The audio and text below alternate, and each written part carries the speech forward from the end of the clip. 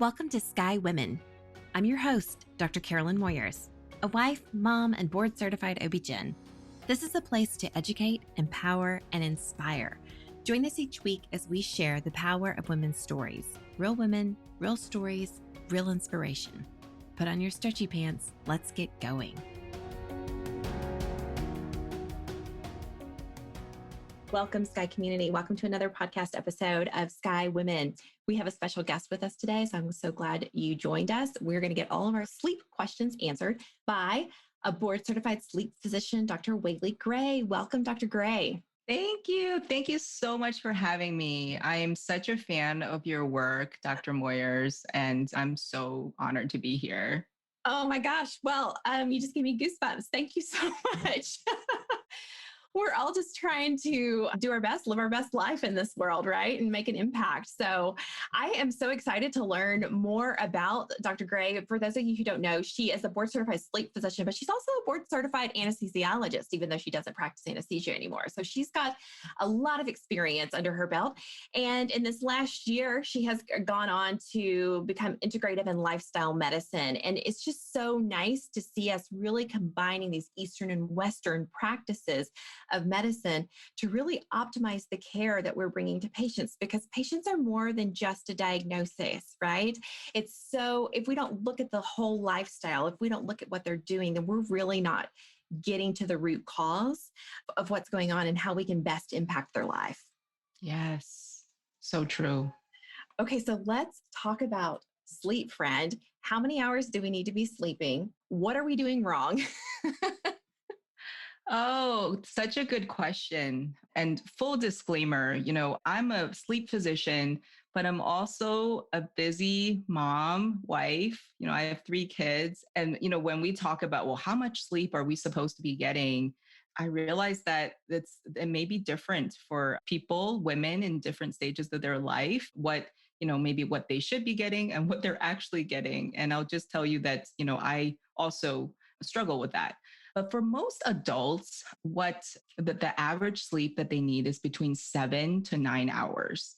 And everybody's different. There may be outliers, meaning, there may be some people who only need 6 hours and function great. So, when they come and say, well, doc, there's something wrong, I'm only sleeping 6 hours. And I ask them, well, how do you feel? How are you functioning? Are you able to think? Are you cranky?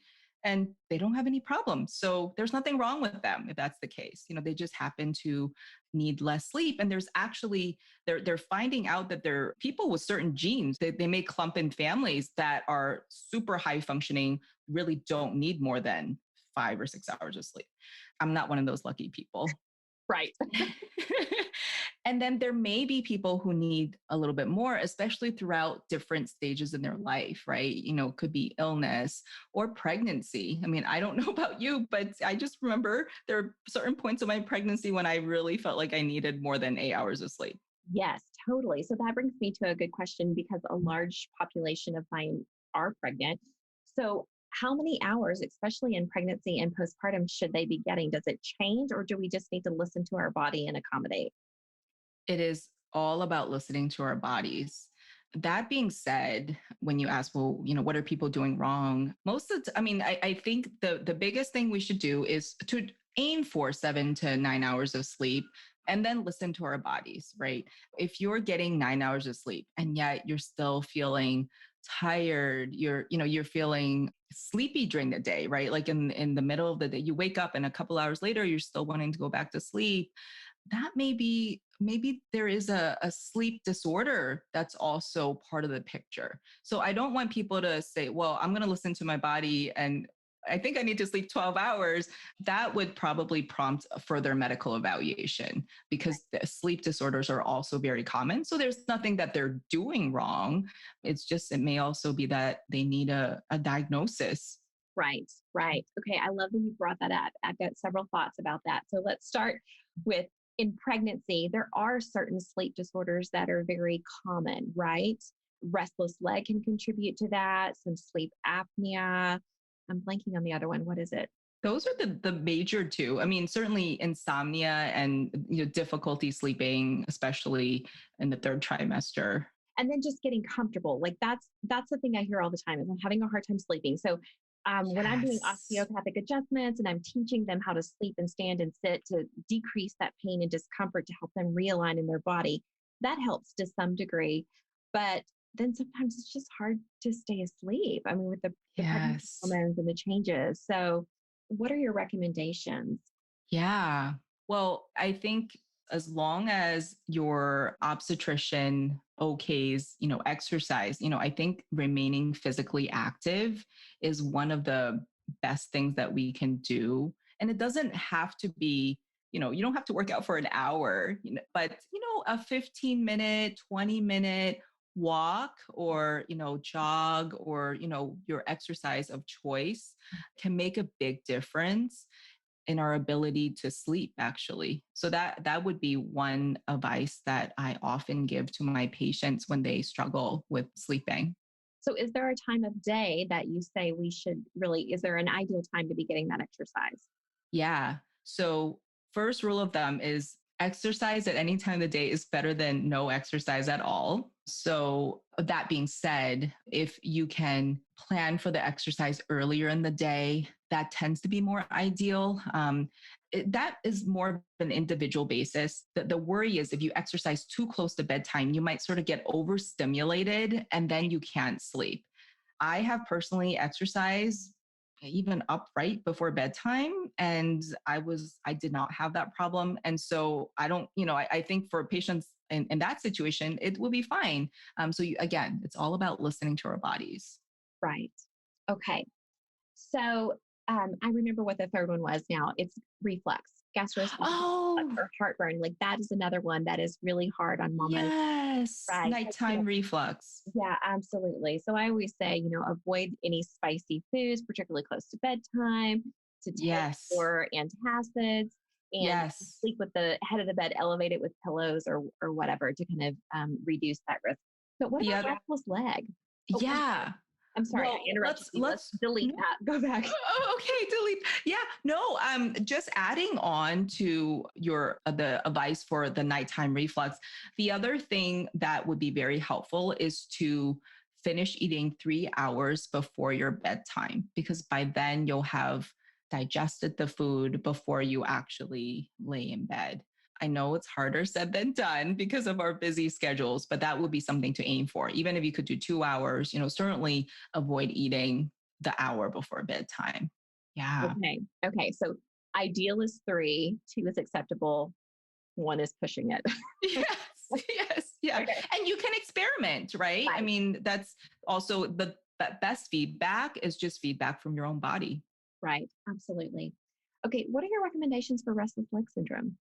Yeah. So it's very interesting because if you've had, I mean, so let's first talk about what is restless legs. I love the name because it is so descriptive. Unlike a lot of other medical jargon, this one actually describes what people often feel, which is that irresistible urge, to move the legs. And sometimes it might feel like something's crawling the legs, or maybe some people describe it as an ache, but whatever that sensation is, it drives people to move their legs.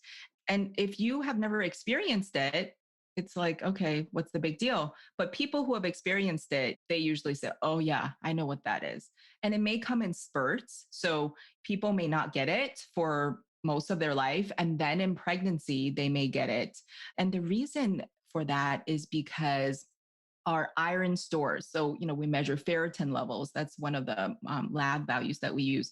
Our iron stores, as we know, in pregnancy gets used up very quickly. And as the iron stores decrease, the tendency for restless leg increases, right? So just nutritionally, the best thing that we can do to avoid or, to deal with restless legs is to keep up those iron needs, either through, the prenatal supplementation or just increasing food sources of iron. So that's huge. The other thing is just what we sort of call like manual therapies, like massage. Some people find it helpful to have like a warm compress, or some people prefer a cold compress, anything that they even make special restless leg relief type of devices. And so, look at the manual therapies that can exist.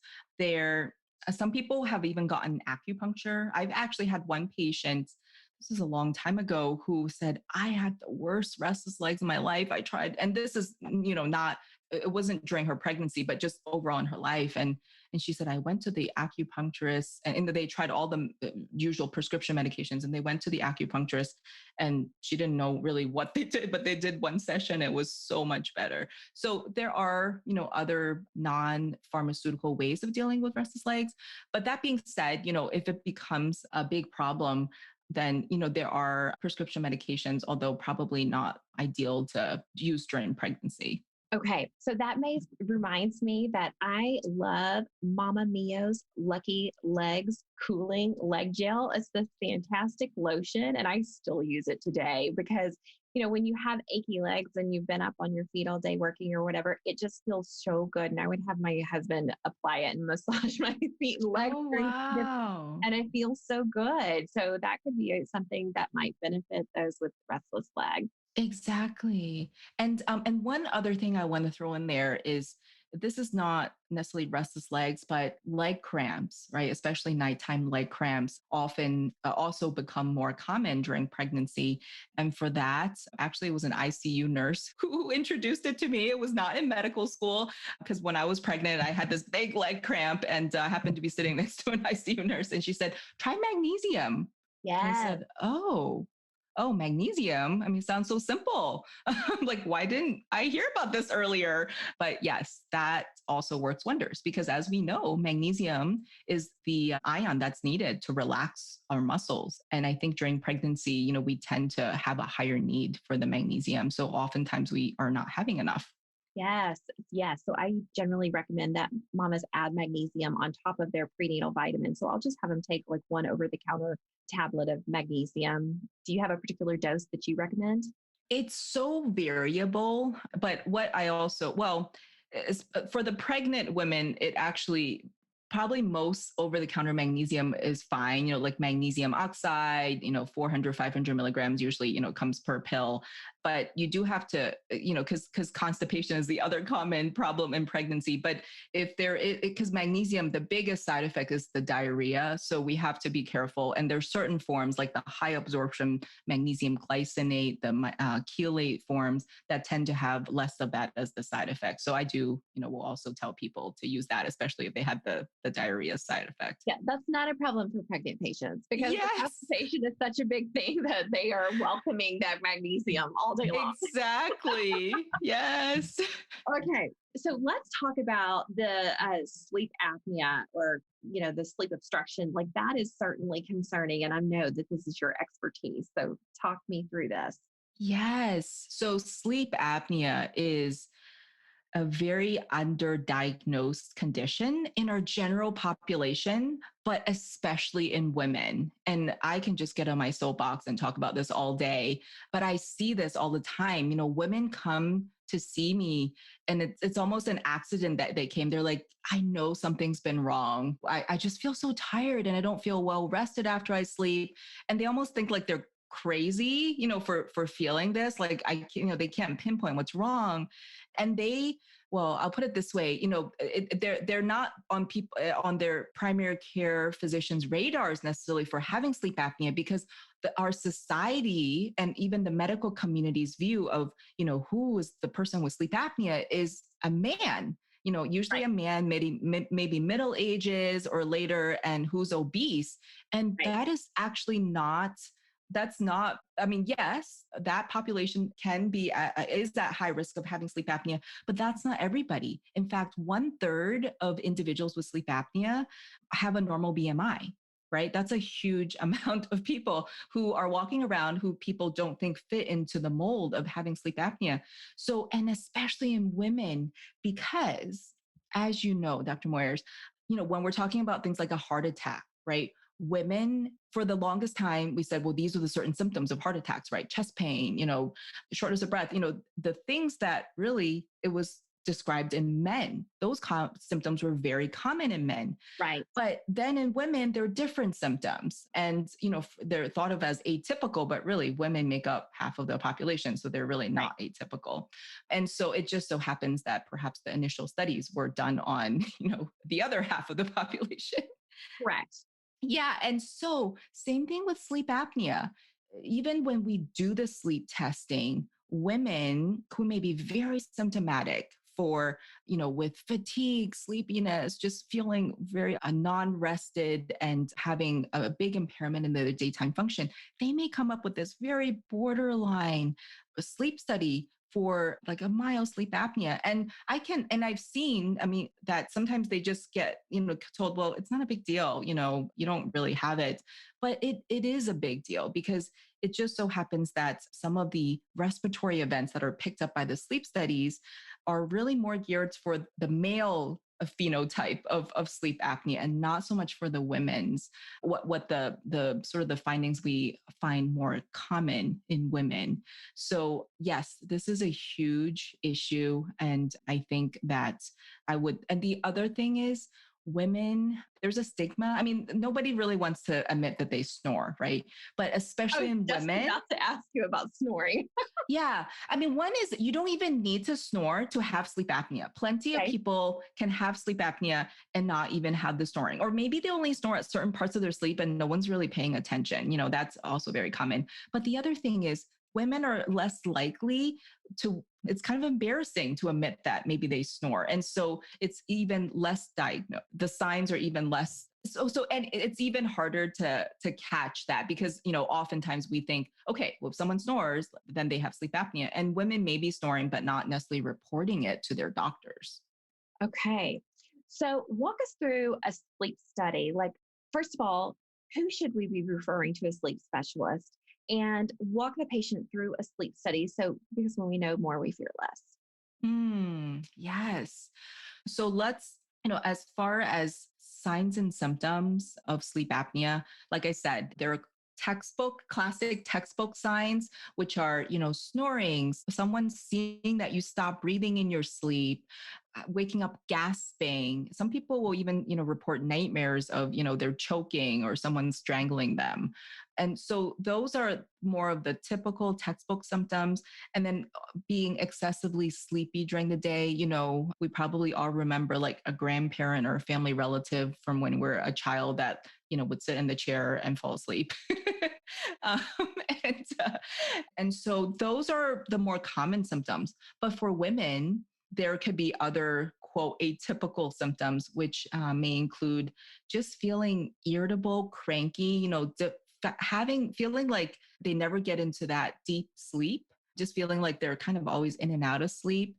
And then waking up not feeling well rested. That actually is a more, wow, that applies to everybody who have sleep apnea oftentimes. But let's see what else.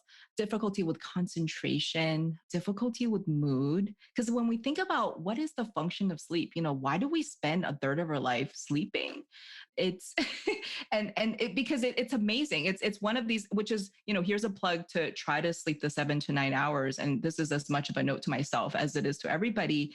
Sleep is magical. You don't have to do anything. And yet your body is restoring itself, right? It clears out toxins. It restores tissue. So if you have any injuries, sleep is a time where your body naturally repairs the tissues, helps consolidate learning. It also helps regulate mood. So there's so many things. And in pregnancy, growth hormone is at highest levels during sleep. And so for growing, so when you think about, well, if someone is if they're not getting enough sleep, they have the opposite effect of sleep, not sleep deprivation. And then for people who have a sleep disorder like sleep apnea, they again suffer the symptoms of not inadequate sleep. So moodiness, difficulty learning with memory, concentration. Yeah. So many things. I feel like I probably, headaches, waking up with headaches in the morning. So all of these are very common symptoms. And they're all such common symptoms that you could chalk them up to like so many other things, right? So that ignore them until Yes. it just reaches a head where you're like, I don't know what's wrong, but I need some help. I hear Okay, that from so many women. so walk us through a sleep study. Yeah. Okay. So sleep study, there's two types of sleep studies. And when you get referred, usually the sleep specialist and sometimes your insurance will determine the type that you'll have. So there's a home sleep study, which is a simpler version of a sleep study, but for a lot of people, it's adequate in diagnosing it. So you take this kit home, you sort of learn, how to put it on. You may get a crash course and instructions on how to put it on. And I've done it before on myself and on my dad. And it's, for most people, it's doable. You have to kind of look at the instructions. You put some stickers on your chest, you put some airflow monitors on your face, your mouth and your nose, and then a sticker on your hand. And so it's capturing airflow, it's capturing oxygen and your heart rate. So, and then the actual box that collects the data is fairly small, small enough so that you can clip it on somewhere in your body, and then you sleep with it. And if you wake up and part of it has fallen off, which happens, not the end of the world, just try to put it back on. Okay. That sounds pretty easy. Okay. Yeah, that's pretty easy. And then there's the other type, which is the in-lab sleep study, which has a lot more information, which provides a lot more information. And that one you would have to go into the sleep lab, and there's a technician there overnight that kind of does it all for you, but they hook up a lot of wires, which now also includes wires that are on your scalp, and then chest belts, the airflow monitors. So just similar to the home sleep study, but with additional wires to capture more information about the brain activity and the movements that we see during sleep. Okay. So if somebody's done the home sleep study, and then is there ever a time where it's not adequate enough and they're going to have to do Yes. better? Yeah, that can happen often. It could be that there was some technical issue, or sometimes if we still think that patient very likely may have sleep apnea and the home study is not sort of accurate enough to pick it up, then we may recommend an in-lab sleep study, which is considered the gold standard. Like if that in-lab study shows that you have sleep apnea or you don't have sleep apnea, we believe that, as opposed to the home study, we sort of sometimes have to question the results. Okay, fair enough. All right. So you talked about the importance of sleep, why we sleep, right? And that's certainly true for pregnancy and postpartum too, as we're growing a human. And there's some studies that even indicate that maybe poor sleep could affect not only maternal mental health, but blood sugar regulation and even blood pressure. So even some preeclampsia. I mean, there's certainly more research that needs to be done, but there's concern for preterm birth and all kinds of things. So let's talk about those, like the basic hygiene that we all should be doing for sleep. I talk a lot about sleep hygiene, and we're all poor about it, right? Everybody's got a mild phone addiction, if not more, these days. And so we tend to be on those devices or, really not winding down and preparing ourselves for sleep. So talk to us about basic sleep hygiene that really applies across the board for all humans. Yeah. Yeah. I think one is to establish a bedtime routine. And it sounds like something we do for our kids, but it's actually also important for adults, especially because we have such busy lives. Because a lot of people will tell me, oh, I'm running around all day. And then, oh, I'm finally able to get into bed at, let's say 11 o'clock. I've been tired all day, but now I'm just, wide awake and my mind's running. And of course, that makes sense because she didn't actually give her mind, give her body a chance to wind down and relax. And so it's that. So I think of the bedtime routine as a self-care routine, which so many women don't have time to, don't make the time or don't think that there is a chance to do. But I really highly encourage patients to do that. And it could be like, something as simple as taking a shower, keeping things quiet. And this bedtime routine, I would say it could be, 15 minutes, 30 minutes, an hour, whatever it is, but no electronics, right? So TV. Like dim lights, read a book, something very calming. Yeah. Yes. Yeah. And really at least 1 hour before bedtime, I would just shut off the electronics and preferably dimming the lights too. So that is a big one. The other one is just be careful what you're doing in your bed, right? Some people sort of use the bed as a place where, a lot of things are happening. They're doing they're doing errands on the computer. They have their laptop in their bed and Right. they're They're paying doing bills. shopping, they're planning. Yeah. Yeah. Yeah. And that is, although you could do that and it may be fine, especially if there's some difficulty with sleeping, that would be the first thing, to go. Just keep the bed for sleep and intimacy. You don't want to use the bed for other things because your mind actually associates the bed with other things if you start doing other things in it. And it doesn't know to sleep when that happens. Right, right. Well, and the other thing, especially when you're a mom with young kids, I find, and there's a meme that's been going around about this lately, something about to the effect of, that you need sleep when you put your kids down, but like your whole day has not been to yourself. So you wind up staying up entirely too late because you just want some quiet time. Yes. Yeah. And it's so easy, speaking of the electronics, it's so easy to then just reach for, you're like, okay, let me just watch something on Netflix to wind down, or let me reach into social media and check some messages. And that's okay to do, but just know that that is not part of the bedtime routine. You may feel like you're winding down, but that is not helping your brain wind down, because when we first were wired to sleep, those things weren't around. Right. Okay. So that can be a me time, but your wind down, edit, delete. Your wind down time has to be separate. Yeah. Okay.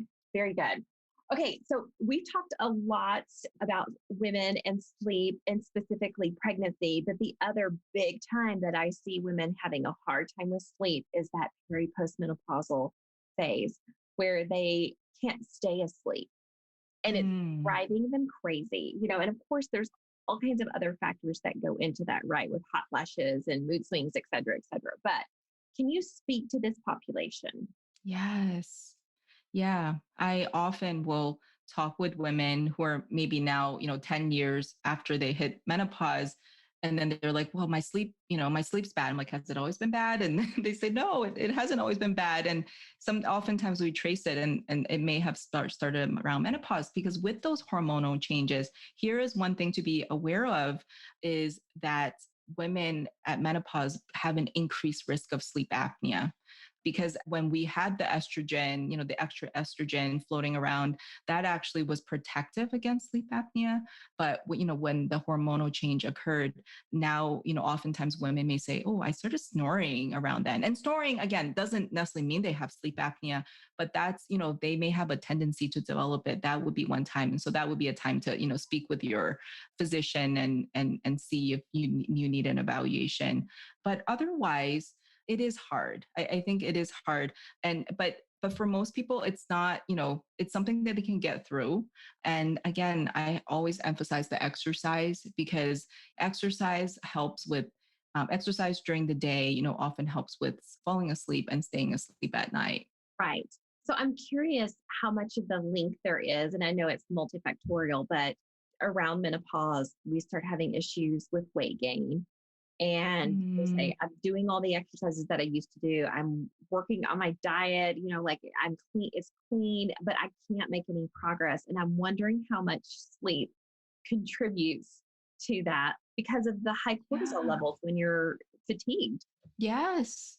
Yeah. I think it is, that certainly makes sense that it's all related, but so all the more important to make sure that, a sleep disorder hadn't started, around the same period, because you want to make sure that that gets diagnosed and treated. Okay. So physiologically, just for my own curiosity, what is it about the lack of estrogen that increases the risk of sleep apnea? Yeah, such a good question. So it's thought that it actually affects the upper airway muscles, right? Because that's, when we have a sleep apnea episode, there's a collapse in the upper airway, and that's associated with the relaxation of the airway after we fall asleep. So the thought is, in menopause, the extra estrogen was in some way sort of helping maintain airway tone. So yeah, it's such a mystery, like why that is, but this is what so far we think is related to. Okay. Dr. Gray, this has been so fun. Just so informational. Sleep is important to all of us, and we prioritize our infant sleep and our children's sleep. But as mamas, we've got to prioritize our own sleep. Got to put your oxygen mask on so you can take care of all your people. Yes. Yeah.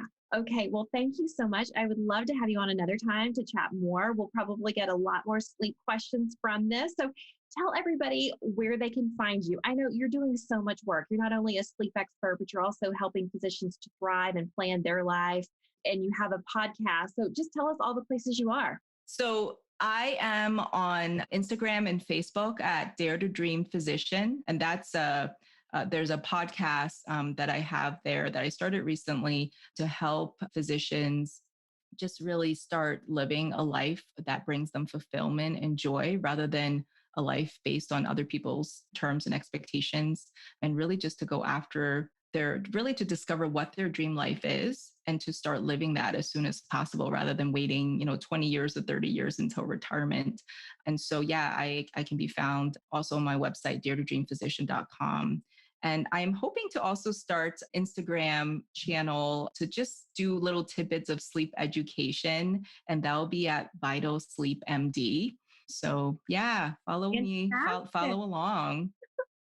Fantastic. Well, I wish you well in all of your endeavors. Please stay in contact, and friends, go find Dr. Gray, go follow her, and see all the good work she's doing and look for all those sleep tips. Thank you so much. Thank you so much, Dr. Moyers. And as I was saying when we started, I just love the work that you're doing. I think it's so important. And I think women, I'll just say from a little bit from personal experience, I had three kids, and recently, I guess shortly after my third child, I discovered that I think I have a pelvic floor issue. And I had to Google it, because I don't remember learning any of this in medical school. And I thought, how is it possible that I'm a physician, that I've worked, closely with OBGYNs, at least during my residency, and, had prenatal care and for all three kids. And I don't remember anybody warning me about this problem. And that was when I just went and, had to do some education on my own. And I just, this work that you're doing is so amazing. And I hope you keep doing it. And I hope you, reach more and more patients. Oh, thank you so much. Thank you. I appreciate that so much. It's such a passion right now. So I know that you have other places to be. Friends, you can find me at Sky Women's Health and at Dr. Carolyn Moyers on Instagram and Facebook. And if you want to schedule an appointment, our website is skywomenshealth.com.